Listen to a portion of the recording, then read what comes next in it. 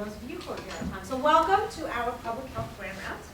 We are very happy today to have with us Dr. David Mooney, who is the director of the Trauma Center and the director of the Injury-Free Coalition for Kids of Boston, and attending in pediatric general surgery and assistant professor of surgery at Harvard Medical School. His research interests focus on evaluating and improving pediatric trauma care in addition to exploring the causes and outcomes of injuries among children and adolescents. Dr. Mooney traveled to Haiti as part of a government medical response team in 2010 and was treating injured children in the aftermath of the Boston Marathon bombing in 2013.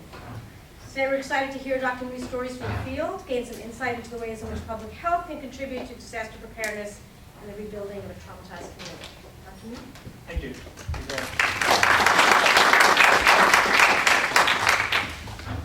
Good, let me know if you have trouble hearing me. I tend to wander around a little bit. Sorry to the camera guy if you're like chasing me. But thank you guys for having me. I apologize I couldn't fit more on this slide, but kind of a long title. And what I want to talk about today, I'm sorry, we're supposed to leave the faculty disclaimer. So unfortunately, I have no relevant financial relationships to disclose, so that would be really nice. And I often wonder what the heck I'm doing becoming involved with public health, because you can make a lot more money doing surgery than you can in public health. And what I want to talk about today is, I have to talk something about kids and mass casualties, because that's why you have me down here. But what I really want to talk today about, what in the heck is a surgeon doing involved in public health, and why would I be doing this, and cleaving out a meaningful chunk of my career time to be involved in this. I want to talk a little bit about some epidemiology work that I do. Then I'll talk about Haiti, and then the marathon bombing, and then go on sort of public health, sort of my public health view from the bleachers. I was thinking, I've got this public health career coming, what direction would I head if I was heading into it? This is the only weird PowerPoint zoom-in thing of the talk, so it won't be one of those. And I tried really hard to get rid of it, but I couldn't. So to me, this is sort of pick a variable in your career. As you start out, this is actually more for knowledge. You don't really know anything, but you don't know that you don't know anything. And you get in this spot where you're learning a ton of stuff, you're getting busier, and you're doing all these amazing things. And then at some point you hit this spot where you've kind of seen it, and you've done it a few times. And it's still good, but it's not like you're just, these new amazing exotic things are coming your way. And as a surgeon, this is somewhere around, if you're a busy surgeon, around sort of 4 to 6 to 7 years into your practice. You're busy all the time. If you're in a busy place, you're busy. You can't be any busier because you just can't. And that continues until you either fall over the operating room table and die, or you just leave. And it's hard to figure out how to stop that. Well, so I had two midlives I was mentioning earlier. My first was I decided to leave my Happy Valley. I worked up at Dartmouth and moved out to the city of Boston. And the second was I decided to get my MPH, because I thought that would be a great escape plan. Like this MPH. And the reason why I did that was because of Jon Snow. You guys, I assume you read about, all about Jon Snow in the story. Okay, fine. Calls to Newcastle. So anyway, but here's the map, and this was the money shot. So the water pump is right there. That they say the one that he took the handle off of, and it sounds like this great story that he took the handle off and everything was great. Well, I thought he got in a lot of trouble. I thought the details where he was in all this trouble because he took the handle off and people were putting it back on, and it was a big fight. But anyway, this physician in public health made this amazing contribution. And I thought, well, that's really cool. So I could take what I do, and instead of, say, operating on, say, 4 kids and fixing their hernias, and sending them home, I could maybe do some policy thing where, like now, we mass a car seat bill or something, or we could do something statewide that would actually save lives and, do a project. That sounded like a pretty cool thing to do. And I was looking for what would I focus on, because, geez, cholera in London's already gone. I mean, that's done. And there's so many things off the list that you just can't work on anymore quite the pointer. So I took this graph. I don't expect you to be able to read this. This is from the CDC, and it's the causes of death. It could be any year. This is 2010. Less than 1 year of age, 1 to 4, 5 to 9, etc. And in our country, up to 44 years of age, the #1 cause of death is unintentional injury. There are very few to no true accidents in life. I don't mean in a fatalistic kind of way, but it's unintentional injuries. And then if you look at the homicides and the suicides, and this makes me particularly sad, 10 to 14-year-olds, the third leading cause of death is suicide. But if you add all these injury mechanisms together, far and beyond for children in our country, more kids die from injury than all of the causes combined. And I thought, well, I started looking around, well, who's really working on this? And really what sadly I found is that very few people, if any, are certainly from my profession, are working on it. And there are about 700 pediatric surgeons in the US, and there might be 12 people, maybe 20 people who focus on this. And we're the ones who take care of these kids. So I thought, well, that's a pretty good thing. And I thought, well, let's build for the future. So I'm 55, I figure I probably, I'm going to work about another 10 years fixing hernias, and I've got to have some career after that. So I want to pick something that's going to be like good into the future. And this is, don't expect to be able to read it unless you have amazing eyes. This is 2004, 2030 from the World Health. And this is basically causes of death listed. And just the general trends. All these infectious diseases are tanking, the communicable diseases, and trauma's on the rise. Here it is, road traffic accidents, but I can't believe they say accidents in World Health, but they do. It's the fifth, by 2030, they think it will be the fifth leading cause of death, just car crashes. Fifth leading cause of death on the planet. And since children don't tend to die of ischemic heart disease or strokes or COPD, trauma, they're estimating by that time will be the leading cause of death for children. Now that diarrheal diseases, all these other things are fading, trauma is rising to the fore, especially for children. This is basically turning everyone on the planet into Americans, is what is happening. And there's this thing called the epidemiologic transition. You guys studied this out. So that's happening. It's going to, if you go around the planet, happening, and as that happens, their issues on the globe are becoming much more like ours are. And so the conditions that will be needed to be cared for, like it's a bad time to go into diarrheal disease. Because it's tanking. Your numbers are going to fall off. You're not going to get funding. I'm sorry, I'm focusing on diarrheal disease. But for me, thinking like longevity career-wise, maybe not be the best career move versus something that's on the rise.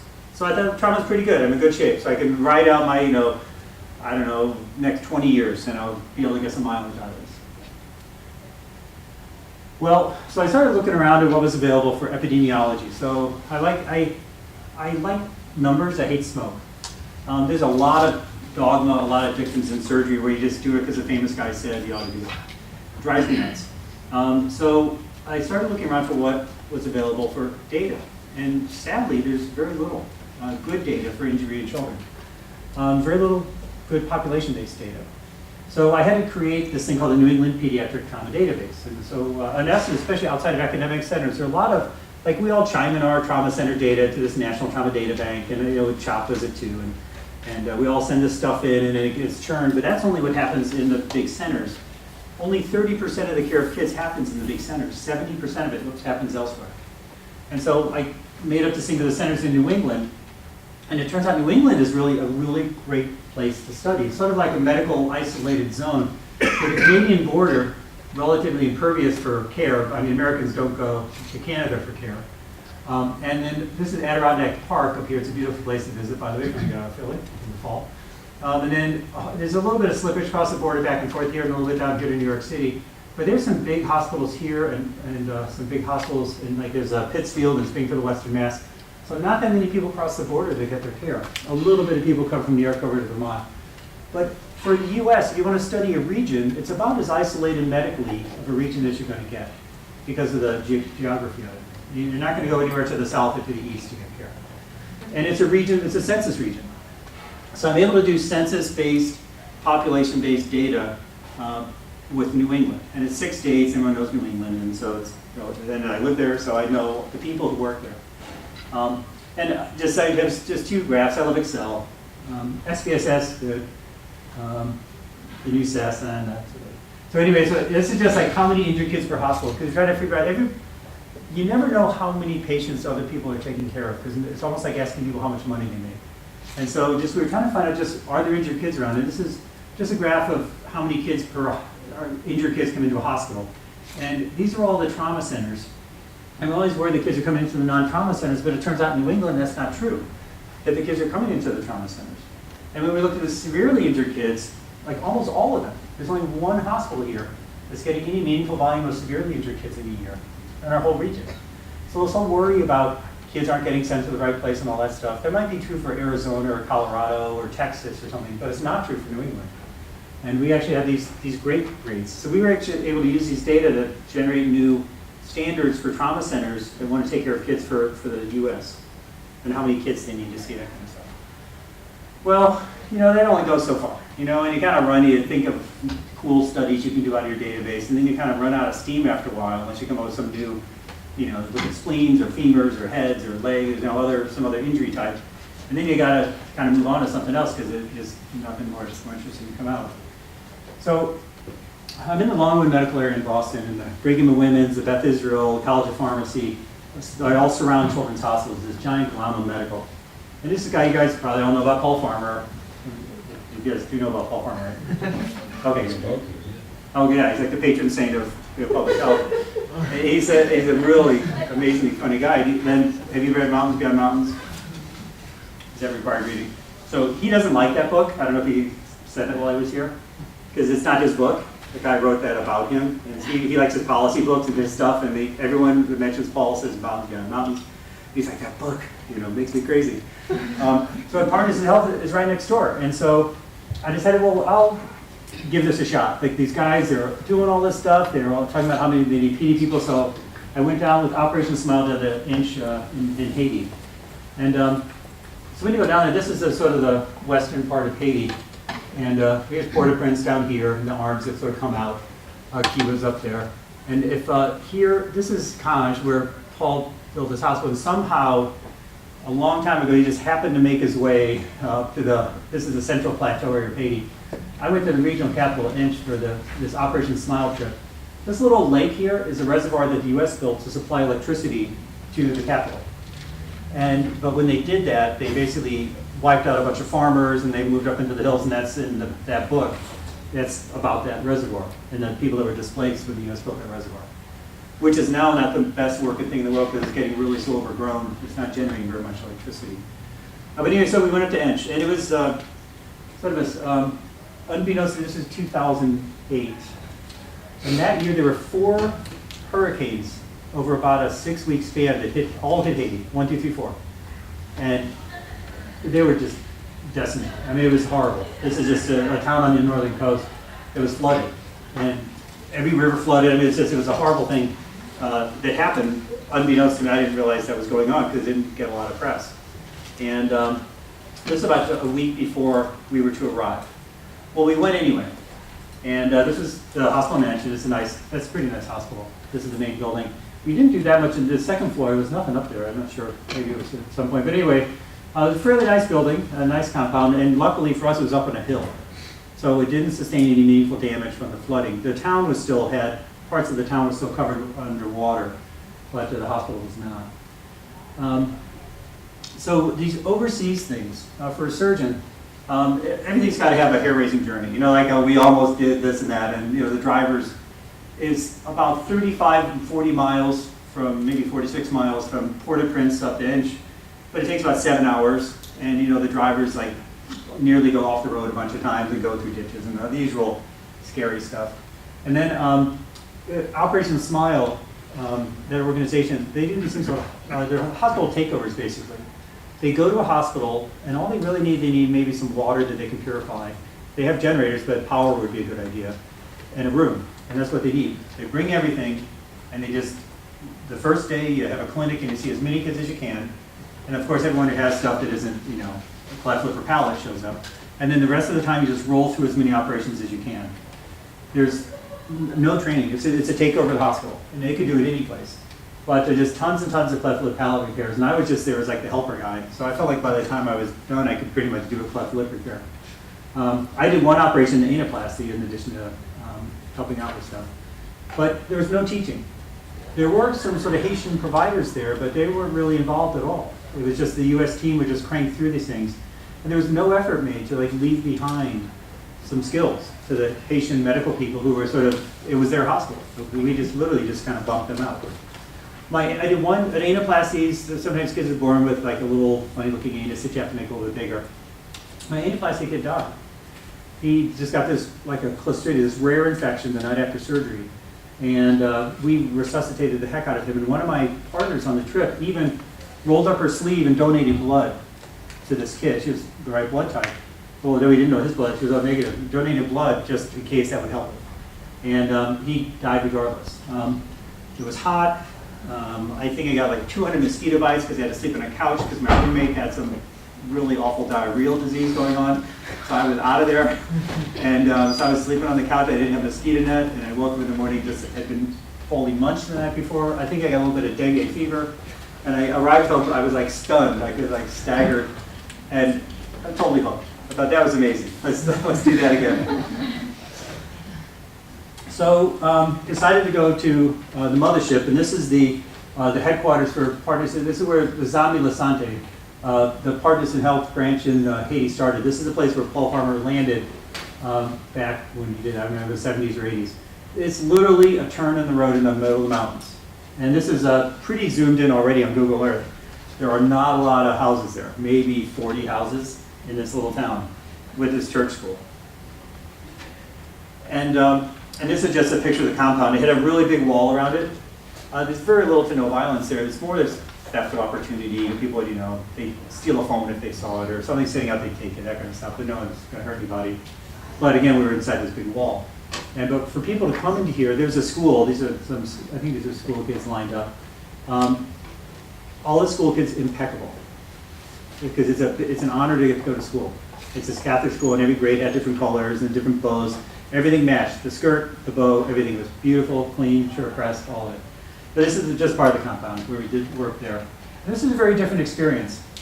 The journey was a little bit better because the French in the U.S. had sort of paved part of the, well, sort of paved, but they leveled part of the road heading up through the mountains, so it was much easier. And we were incorporated into existing the Zami Lasante structure at the hospital. It was not at all a takeover. I brought one of my surgical fellows with us, and we just basically, our job, our goal was to teach some Haitian surgeons how to do some special kit operations that we know how to do that they didn't know how to do.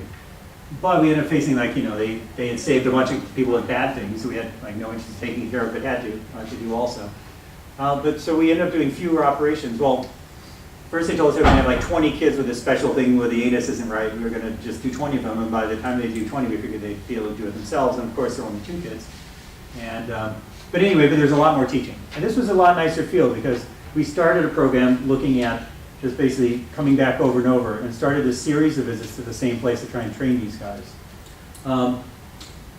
Every time we were there, one of the first questions was, I really want to come to the U.S. Can you help me go to the U.S.?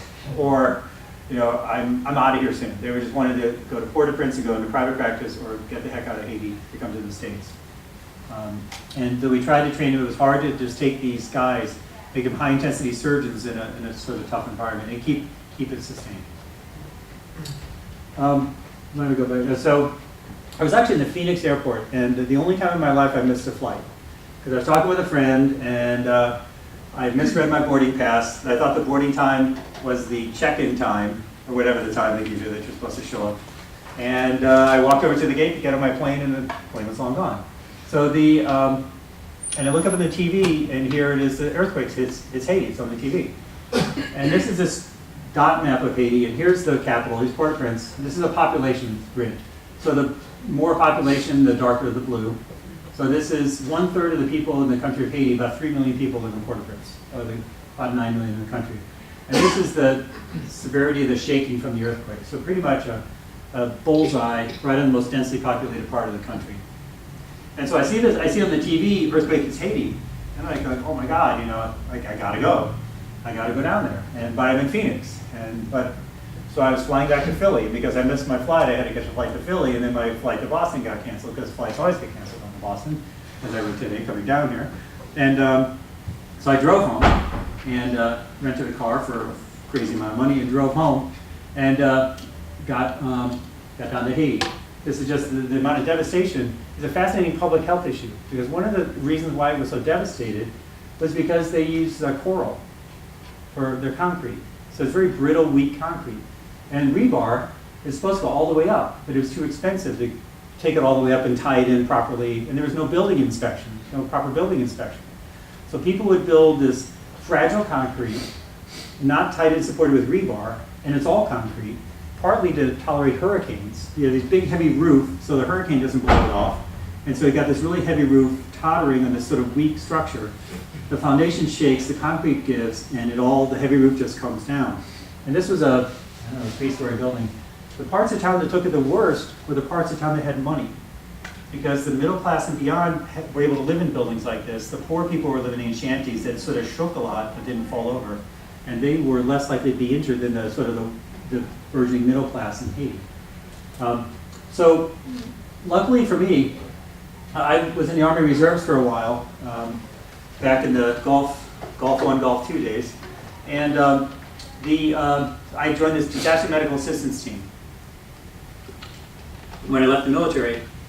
And because I like having a uniform, it's kind of cool. They get to do this really neat stuff, and you get to fly around and all that. It's kind of cool. But just most people don't know the system exists. There are these DMATs. Pennsylvania has them. There's like 55 of them all across the country. This whole system in the U.S., this National Disaster Medical System, that sort of is in the background. People don't know about. And there's this whole structure, federal structure and federalized structure. We're federalized, but it's because we're civilians. But like, as part of FEMA, there's an international medical surgical response team. There's this national stockpile of medications that are strategically located in sites around the country. So if some horrible thing happens, they can roll out these pharmaceuticals that are good to use. So when you can't get trucks around, the stockpile is there nearby. And the National Disaster Medical System, there's DMATs, this medical assistance team. There's a DMORT full of morticians to identify the dead. And there's a national veterinary response team. 25% of people say they won't leave unless their pet can come with them.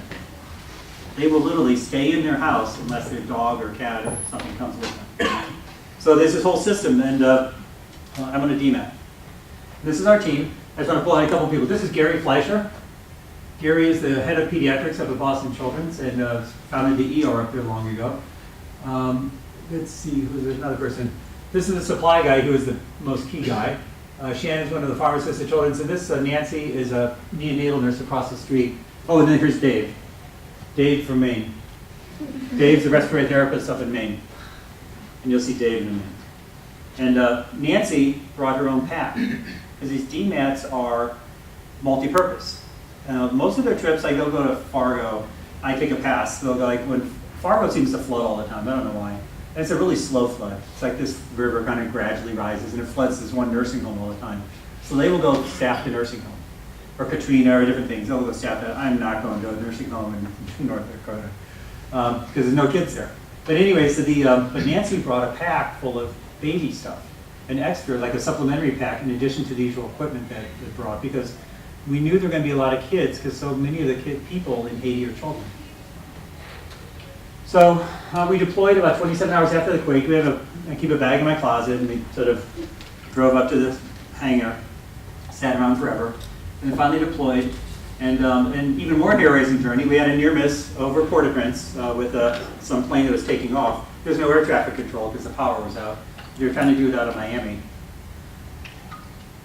And John Travolta, turns out, owns an airline called Vision Airlines. And we totally destroyed one of his planes. And we cracked the fuselage, and the fuel line broke, and we had an emergency landing in Providenciola's Island, which turns out is Turks and Caicos, which is really sweet. And so we had to divert to Turks and Caicos, and then the next morning went over in a Coast Guard plane that was in the background of the team shot. But when we got there, the UN, most of the teams, so one of the key ingredients for disaster relief is security. You just have to know you'll be safe. And there were stories flying around about medical people from Israel being attacked and different things like that.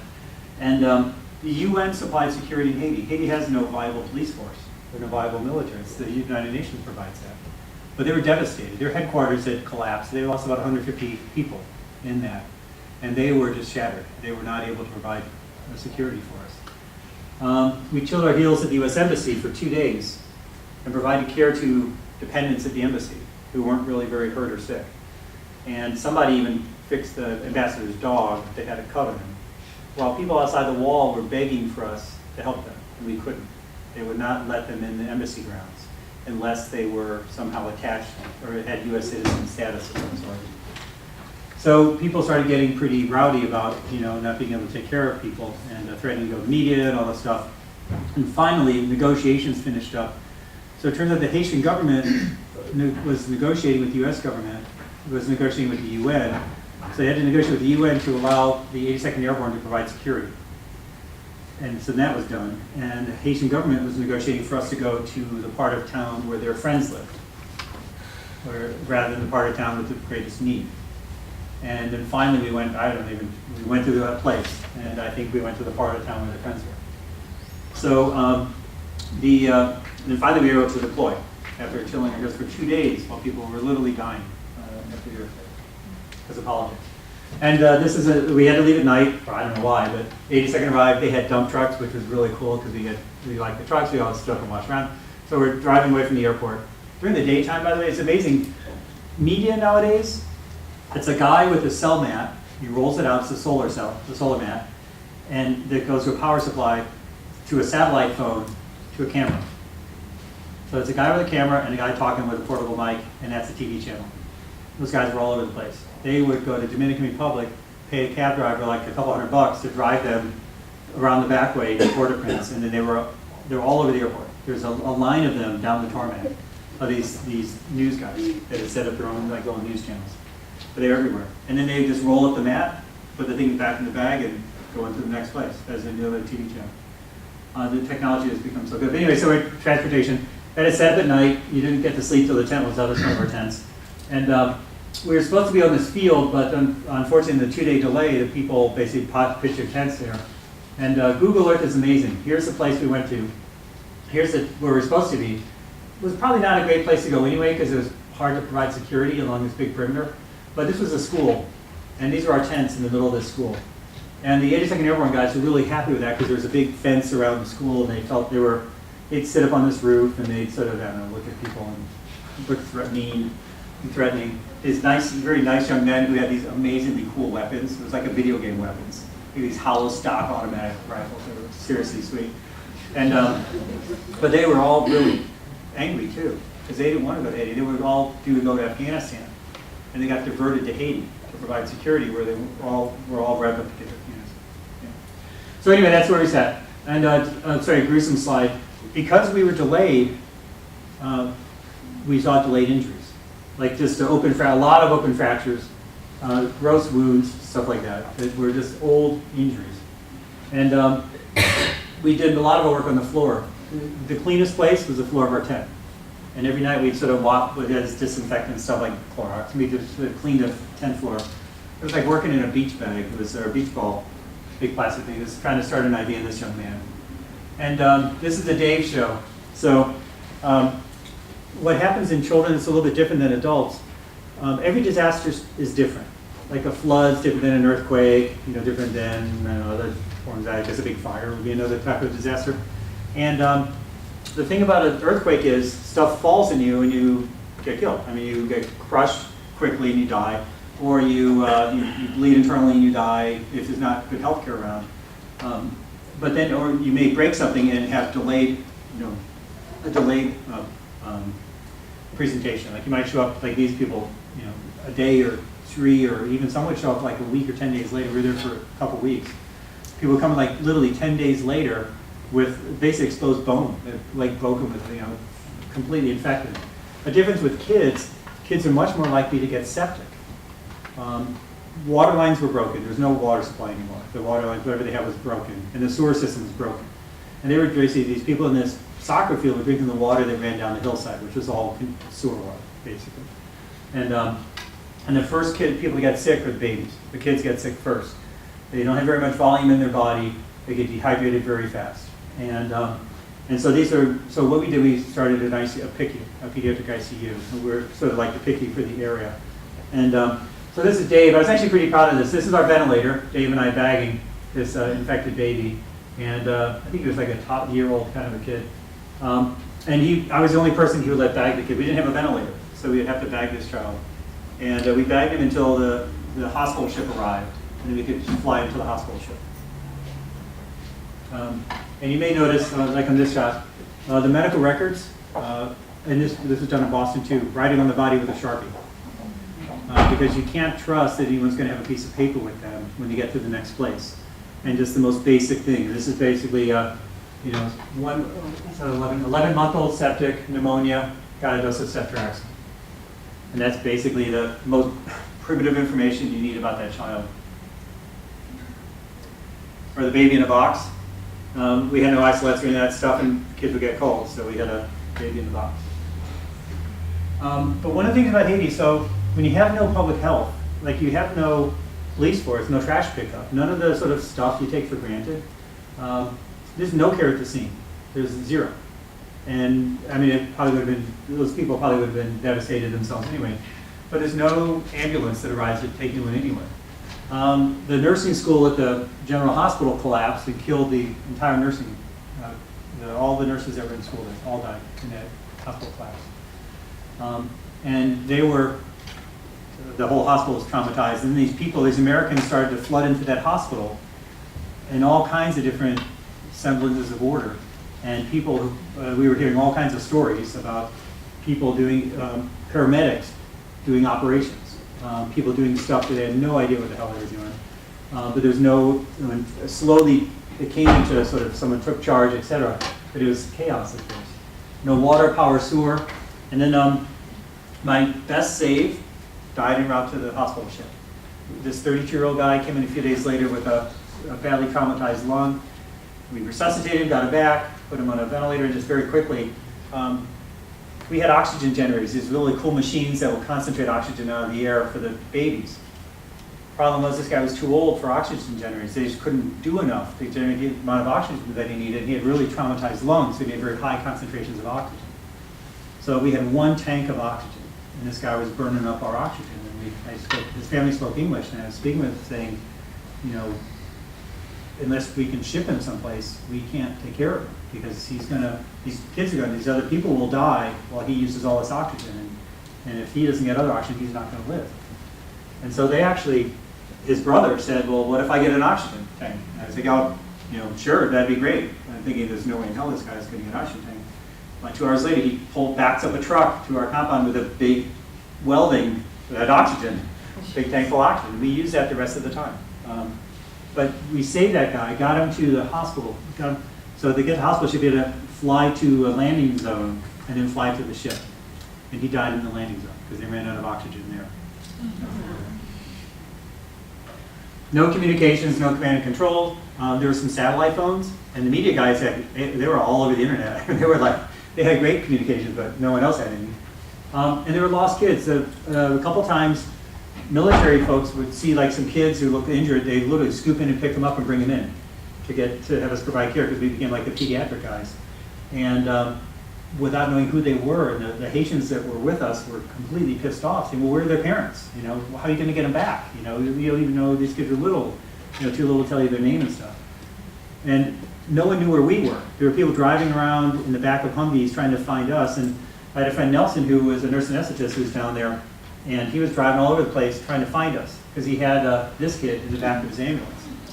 And this kid looks like he's saying, like Popeye, you know, saying, go team. He actually had tetanus. And Gary Fleischer, the guy from the photo, who is an old seasoned head of peds at Children's, says he'd written chapters about tetanus, but he'd never seen it before. And then he saw this kid, and this kid was doing these tetanic contractions. He was like, oh my God, he's diagnosed it on site. That kid's got tetanus. Okay, well back to Boston. So the marathon bombing. So one of my partners, like a good surgeon, completely forgot that he was having a party the day of the Boston Marathon and was on call. And so he begged me to take call for him. I can't remember what exactly he did to pay back, but it was a lot. The Boston Marathon, some people don't know, it's on Patriots Day. It's one of our extra holidays. So we get Evacuation Day, which has nothing to do with your bowels. It's about when the British left the city of Boston. And we get Patriots Day off in Massachusetts. We get all these extra days, which is kind of cool. So this is Patriots Day. And so everybody's off work and there's nothing going on. So I'm at the hospital and I was doing some stuff in the morning, but I was just kind of hanging around. And the Boston Marathon, big Boston Marathon day. Like 30-ish thousand runners. I'm up here somewhere, it's a little blurry. I was holding the Kenyans off for the first like 20 miles, but I pulled something. Had a layup. And 500,000 people coming to see it. It's a big deal, it's amazing how big. Like this last year, there were 1 million people who came to watch the marathon. I mean, I don't know. And most of them drink a lot, by the way. They literally stand on the side of the marathon with all these really skinny people going by, going, hey, come on, guys. And there's the bombing toward the end, and these guys who, luckily, with like the Mo and Larry of the bomber set, exploded 2 bombs right toward the finish line of the marathon. I put this up there really for the response. I have a mad crush on her. She's got her gun out. She's totally going to kill somebody. She's just literally scanning the crowd for who's going down. And this guy looks like he hasn't fallen all the way yet. And he's already got, there's a 1, 2, 3, 4, 5, 6, 7, 8, 9, 10, I don't know, at least 9 or 10 cops in the street within moments. The smoke's in the air. And I think that looks like, I don't know what that is, but it looks like a piece of metal of some sort. But anyway, and then, pushing on button, sorry. And then the bystanders. The bystanders, you'll see in these pictures. So the bystanders aren't just bystanders. Here's a guy with the white hat. He actually had his son die in Iraq, which is very sad. There's pictures of him sort of holding someone pressure on as they headed down the street. Running a marathon is kind of an OCD thing. So your OCD, I've got OCD. It's a tool to be used. So if you have OCD, you're going to watch your OCD friends run the marathon. So the people in the crowd, and OCD, middle of Boston, probably involved in medicine in some way, or medical research. So there you are, you're in medicine, you're watching your medical friends run, and something happens. What do? You flip into, I'm a medical provider mode.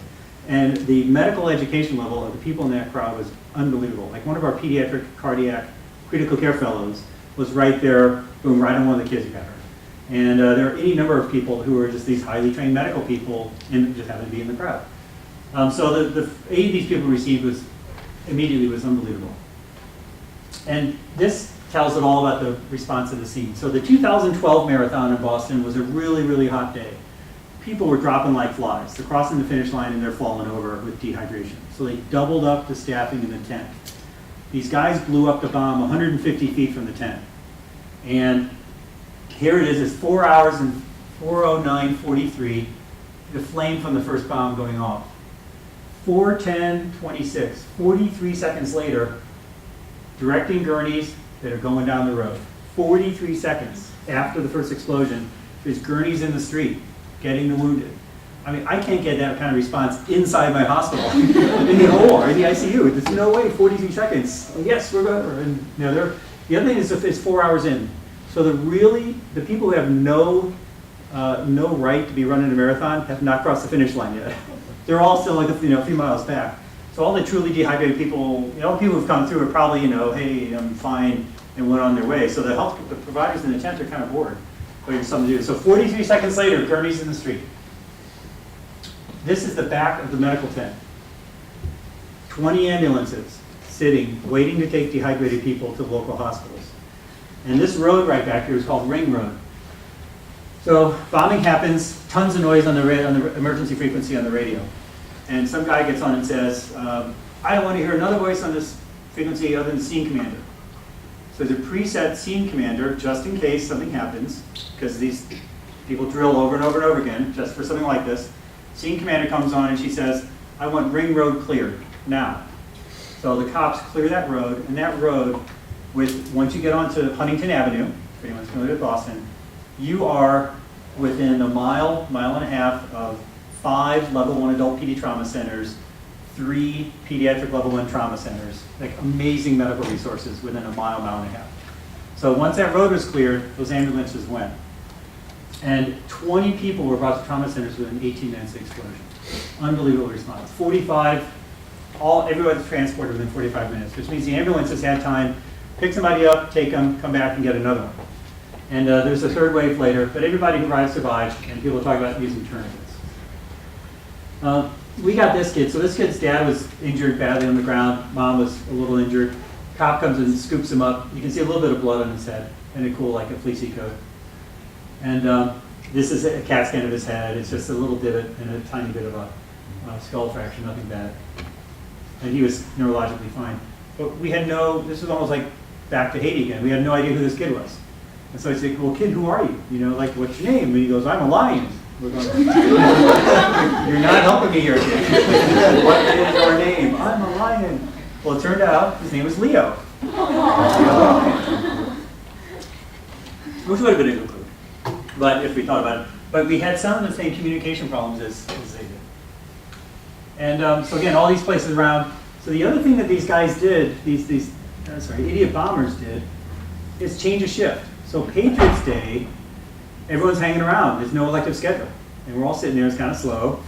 The day shift is still there. It's 2:47 or so in the afternoon, so the day shift is just getting ready to do sign out to the evening shift, who are already all there, so they can go home, but they haven't done it yet, so they're still in the building. Bombs go off, they stay, evening shift is there, they stay. So you've got double staffed ERs, ORs, and ICUs in probably the most densely settled, or densely populated medical on the planet within that tight space. So amazing that the care was, it was amazing the care, it wasn't amazing the care was good. It was amazing that that happened that way because you couldn't plan it any better than that. It's almost like you would, if you wanted to make the medical system look good, that's what you would do. We only got 9 kids because it's really hard to keep a kid watching a marathon. You feed them a lot of candy to keep them sitting there until your friend goes by. And only 3 kids got into that kid, and a couple of kids who took a little bit more. And after that, it was pretty much a slow day because no one was coming out, the rest of that day. And so that Boston response is held up as like, oh, you guys are amazing, and you're wonderful, and it's incredible how great everyone did. But there were a lot of amazingly lucky things. But one of the interesting things, this sort of contrasts Boston versus Haiti, because it isn't just even like the timing of the bombing and the fact those guys weren't good versus a huge earthquake. The immediate response in EMS is sort of like 20 ambulances ready to go versus nothing. Well, those 20 ambulances didn't just happen to be there.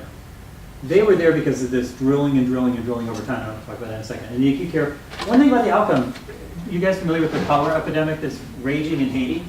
Whether it's an epilepsy member or not, I mean, but so it's about 8,500 deaths, around 700,000 people have caught cholera in Haiti, 700,000.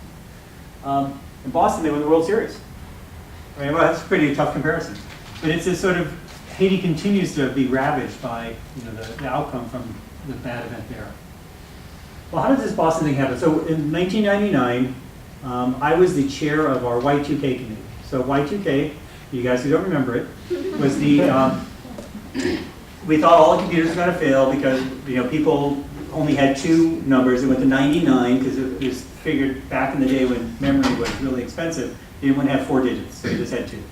Instead of 1999, it was just 99. And we thought we went to 0, the computers would think that was all. So to demonstrate how poor how little people thought about it, they made me chair of the committee. And so we had to go through would we have water? Would we have power? Would we get napkins or diapers, medicine? We had to go through all the stuff in the hospital to see if the computers failed, what we're going to do. Luckily, it was a bust, but I had to spend New Year's Eve in the hospital, which wasn't great. But anyway, so Y2K. But what that made us do, though, it made us think, what if something really bad happened? Are we ready? And it was really the first time that we'd done that, where we sort of gone down through the laundry list of what we do to take care of patients. And then 9/11 happened. We were ready for wounded. We were all ready to go. Send us some wounded. We emptied the ORs and all that stuff. We thought we'd get these wounded. Obviously, we didn't. But after 9/11, tons of money poured into disaster management in the U.S. Tons and tons of money. So we now have citywide drills. So now we have disaster people that know what they're doing, rather than me, running some committee talking about diapers. And but then we have citywide drills where we cooperate with each other, which is weird, probably as weird here as it would be in Boston. But we cooperate with each other. We decide, who's going to go where. Like at the scene, the unified communications in the command was not a surprise. There's all these efforts, these really boring meetings where it was determined that every hospital would get an even number. And that day, no hospital got overwhelmed with bombing because patients were distributed evenly. For big events, there's prep. The ambulances are in place. The people are in the tent. The communications are checked, et cetera, et cetera. And there's endless resources. I mean, endless. The amount of money these kids got spent on them. You're in the hospital another day because of the it's fine, you can stay. It's the amount of resources that we have here to do all the prep work up front with all the federal funds that poured in after 9/11. I mean, a lot of the cops got new Suburbans, that kind of stuff. There's so much money. So, have I carried on long enough? I specialize in carrying on. So so public health stuff. So to me, one of the reasons why the Boston Marathon thing went so well was because of all the tedious, boring work that people slogged through to develop all those systems that laid the groundwork for people to respond properly when it happened. One of the reasons why the Haiti stuff didn't go so well, because there was nothing. It was like a libertarian's dream. No government. You know, you're on your own. And that's what it was. And something bad happens, you're on your own. And if you can't handle it, that's what it is. So I love this idea, this epidemiological transition.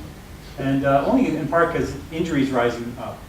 And like I mentioned earlier about the idea with the non-communicable diseases, if I was trying to think about, geez, I'm going into public health and, you know, what am I going to work on? I think there's a couple options. One would be developing infrastructure in a place that's really a tough place. And that actually can be, we've got great infrastructure in the US, but we're kind of starting to sort of pocket up into places with better infrastructure than others. Injury in children is fertile ground, and it's on the rise. And globally, it's big time on the rise for injury in kids. And there's a big need for that, for people to do a lot of it. Just start building structures underneath. As I was mentioning earlier, most of the injuries that we see that happen in the third world can be easily treated by a village health agent. You don't need to be an orthopedic surgeon to set a bone. You just need to know how to set a bone. It's not rocket science. You know, you recognizing burns, minor wound care, that kind of stuff. You know, a wound that then you recognize it's infected. You know, minor brain injuries that you treat properly, that kind of stuff. But it takes time and money to have that happen. So I mentioned those trips because as a surgeon, I get asked to do like trips and stuff because I know how to operate. And you know, it's nice to do that. It's nice for me. It feels great. But you know, it's not doing as much good as the infrastructure building. And the education thing we had in Haiti with the surgeons was really tough to continue because the surgeons were, you know, there's so much changing going on. They've since built a new hospital in Mirabile, the town close to the Port-au-Prince, which is going much better. But the building infrastructure, policy statements are great. I hate doing them, but they're necessary. But one of the necessary parts about building the process up. There are a lot of organizations that need really smart people to help support them, especially in pediatric injury. One of the things that happens is there are a lot of people with a really cool idea, but then they don't know how to make it work. And especially on the medical stuff. And then none of these really work to me unless you're on the ground, unless you've been on the ground. I mean, it's like you have to have credibility. It's hard to just generate white papers from Harvard if you haven't been there and you're not doing it there. You know, it sounds good for a moment, but then it turns into a paper. So for me, a surgeon in public health, it can do great good. And it's great to have a combined skill set. So if you're a something in an MPH, if you're a something in a public health person, so I can go to some place and I can bring my surgery thing with me, or bring my injury thing with me. And it's nice because you get that combined thing. And so people are more willing to like have me because I've got the other skill thing I bring along. It's amazing personally. It's like I'm so jazzed up, you know, before I'm going, and it's amazing being there, and then afterward, well, I'm recovering from all of my various illnesses and injuries. It's really cool. But it's personally amazing, and I think I get a lot more out of it than the people that I treat when I go someplace. But it's also really hard. It's hard to do to take that out of your daily life. You have to sort of build in it up front. And the people that I really respect are the people who say, I'm going to have less money, and I'm going to be a half-time surgeon or a two-third surgeon, and the other time is going to be this thing that I have to do. And those people, to me, are incredible. But again, for surgeons in public health, it's actually also quite necessary. It's very necessary to have surgeons involved, especially with the rise of these non-communicable and many of them surgical diseases. And that's all I got. So I try to leave some time for any polite questions or gently worded statements. Thank you.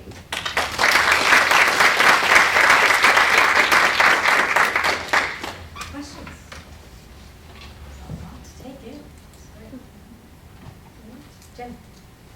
So it's really clear in disasters, there's the actual disaster, and then you have to go treat the people who are affected by it.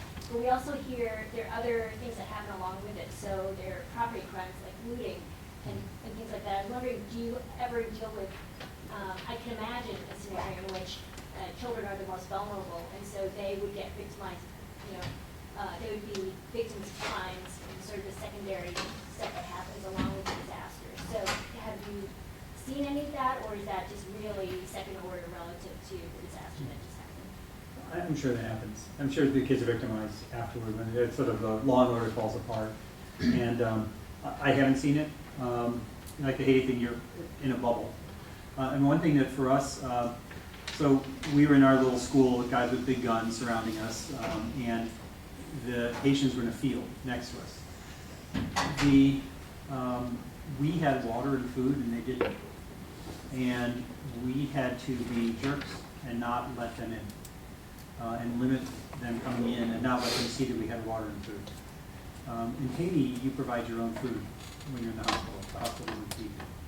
And they would let us feed patients. It was very hard to not, especially kids. We saw probably 3 or 4 babies, brand new babies, that the moms just abandoned them. Because the mom was starving, nowhere to live, living in this field, had a baby, and just left it. And we took it into the camp and resuscitated it. I'm sure that happens. I guess it depends on what side of the whole thing you're on. As a medical provider, in that kind of situation, I'm stuck in my bubble. And we did go through the camp and look for people who had something to fix that couldn't make it into the camp, so we could bring them in or into our little security zone. We didn't find them much. You said you created the New England Pediatric Trauma Database, so I was wondering if you could discuss your creation of that and the injury severity scores. Oh yeah, sure. So anytime anybody gets admitted to a hospital in the U.S., some data gets generated. It gets sent off to either the state government or the hospital association. It gets sent off to somebody. And anytime you go to a hospital, their data's been recorded by these things really for over 20 years now. And the data's called UB92 is the name of the data set. And it's very generic data, how old you are, what diagnoses you had, what your zip code is, what procedures you had done, how much it cost, and some other stuff that tags along depending on the state. I collect that stuff, and I take the kids out, and I actually since 2000 I have all the kids, so I used to just take the injured kids. And then I just look at it and look for trends. It's an injury severity score. Every injury gets coded. There's this scoring system people came up with. Jen McKenzie in 1972, I think. She's the dean of the school at Hopkins, devised the injury severity score. The idea is the higher the number you have, the more likely you are to die. And so each injury gets a number called an abbreviated injury score, and then you add up the 3 highest injuries, the worst injuries you have, you square those and add them together, and that turns into an injury severity score. And so there's lots of software that will do it for you. And I use her software to sort of run through these kids. I've got about, I think around 250,000 kids or so in the database. And I just look at like trends. Adult versus PD hospital, ways kids get treated at different places. Other questions? So you were talking about your initiative in Haiti and when you would find children and infants and bring them into your hospital to give them care. How likely is it that you could find their parents or where they belonged, and if not, then where did those children go?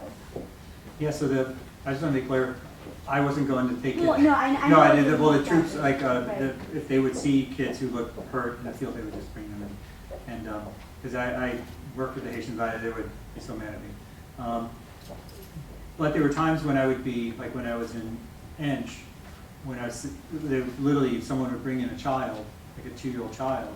I remember it very vividly. His father bringing this 2-year-old child in who wasn't breathing, and like nothing's done, like no attempt at CPR, nothing. It was just like, oh well, and the kid wasn't, was like sort of freshly dead. I mean, this kid was sort of right then.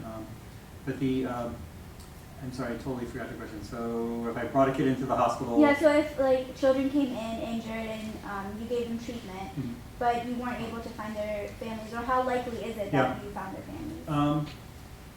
So we had one mascot child who took about little shy of 2 weeks to find the parents. Everyone else was found sooner. Because the Haitians we were with were able to find out kind of where the kid came from, and they would speak to people that spoke to people, and eventually someone would show up, who hopefully was their parent, and would take the child away. But we had this one kid where we just couldn't find, kid had badly broken arm, just couldn't find their parent. And right before I left, we found the person that was their parent. I think was their parent. Oftentimes it was like a relative, because their parent might be dead. It was a person who claimed their child.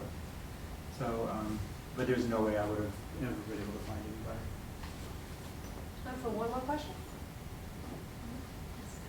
I was wondering if there was a vast difference in the way you as a pediatric surgeon are regarded by the children in Haiti as opposed to the children in the U.S., just in terms of cultural differences. They all hate me. They're all afraid of me. But you see, I suppose so. they don't think you're going to give them a shot. Is the bottom line. They don't Yeah, think you're gonna- that makes sense. that's fear number one. Am I going to get a shot? And depends. At first, that is very true at first either way. It's Canada versus Haiti. I love the Haitian kids. The people in Haiti are great. And the kids, like, we would bring toys, bags of toys, and you give them like, a toy, and then they love you forever. You follow you on the rest of the time, you get another toy. And but I think a lot of that stuff comes from parents, and I don't speak Creole, so I have no idea what the parents were telling them. But it was when we come to town, they know we've come, and so people just like show up with whatever. It has, even if like the Operation Smile had nothing to do with anything about the mouth or lip. There would be people there with something in their leg, just because they heard some American docs who were there. But I think so they were typically, and the kids would be respectfully petrified. Well, thank you, Dr. Mooney.